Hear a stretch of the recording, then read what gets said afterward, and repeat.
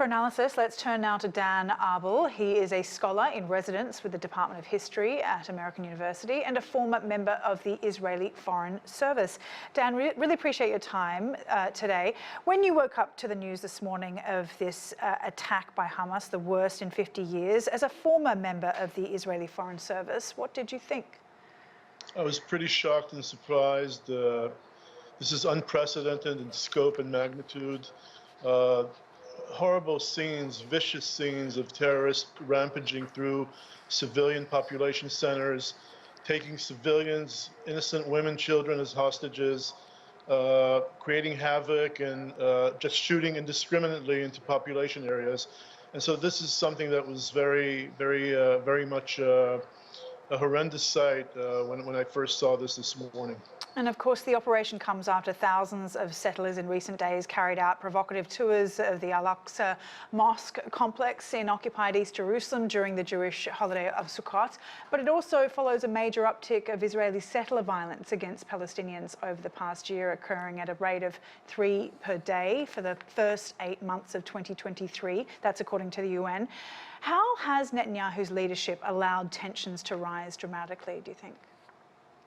So I think that the Netanyahu cabinet, with extremists in it, have mishandled the situation in the West Bank and have allowed settlers to have basically a free hand there. Nevertheless, nothing that the settlers have done justifies such an attack by Hamas on these innocent civilians in Israel. I think that the West Bank strategy of Mr. Netanyahu is not, has to be calibrated, has to be changed. Certainly, it is ineffective and is leading to creating greater instability. In terms of the intelligence, what do you think about the way in which the Israeli government failed to pick up on the prospect of an attack like this? Do you think this was a massive failure of intelligence? I think it was a great failure of systematic failure all around. The leadership of the government, political level, and a failure of the IDF, the Israel Defense Forces, and the intelligence community.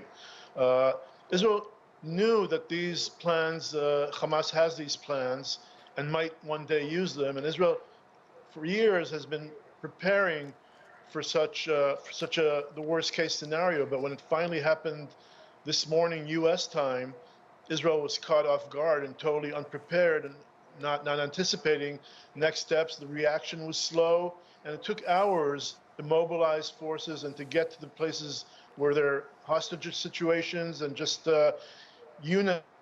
terrorist units just running around freely and shooting indiscriminately at citizens.